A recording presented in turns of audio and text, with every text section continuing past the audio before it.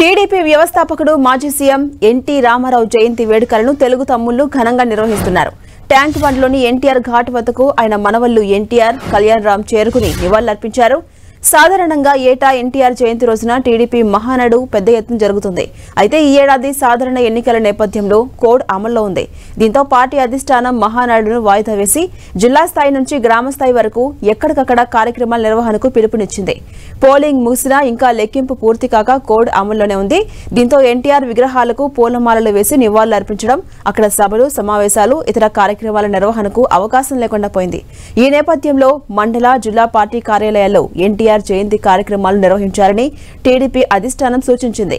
ఆ ప్రకారం కార్యాలయాలు ఉన్న చోట, వాటిలోనూ లేని చోట పార్టీ నాయకులకు చెందిన ప్రైవేటు స్థలాల్లోనూ ఎన్టీఆర్ చిత్రపటాలను ఏర్పాటు చేసి నివాళులర్పించడంతో పాటు ఇతర కార్యక్రమాల నిర్వహణకు తెలుగు తమ్ముళ్లు సిద్ధమయ్యారు.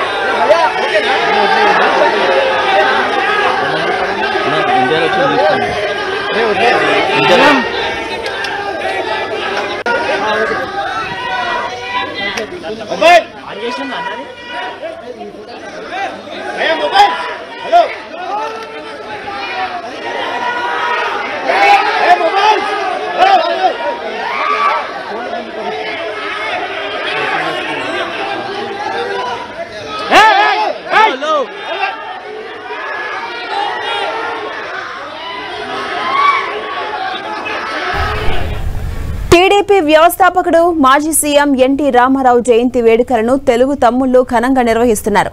ట్యాంక్ బండ్లోని ఎన్టీఆర్ ఘాట్ వద్దకు ఆయన మనవళ్లు ఎన్టీఆర్, కళ్యాణ్ రామ్ చేరుకుని నివాళులర్పించారు.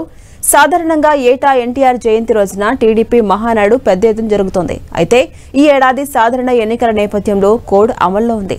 దీంతో పార్టీ అధిష్టానం మహానాడును వాయిదా వేసి జిల్లా స్థాయి నుంచి గ్రామ స్థాయి వరకు ఎక్కడికక్కడ కార్యక్రమాల నిర్వహణకు పిలుపునిచ్చింది. పోలింగ్ ముగిసినా ఇంకా లెక్కింపు పూర్తి కాక కోడ్ అమల్లోనే ఉంది. దీంతో ఎన్టీఆర్ విగ్రహాలకు పూలమాలలు వేసి నివాళులర్పించడం, అక్కడ సభలు, సమావేశాలు, ఇతర కార్యక్రమాల నిర్వహణకు అవకాశం లేకుండా పోయింది.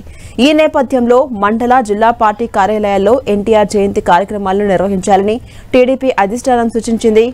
ఆ ప్రకారం కార్యాలయాలు ఉన్న చోట, వాటిలోనూ లేని చోట పార్టీ నాయకులకు చెందిన ప్రైవేటు స్థలాల్లోనూ ఎన్టీఆర్ చిత్రపటాలను ఏర్పాటు చేసి నివాళులర్పించడంతో పాటు ఇతర కార్యక్రమాల నిర్వహణకు తెలుగు తమ్ముళ్లు సిద్ధమయ్యారు.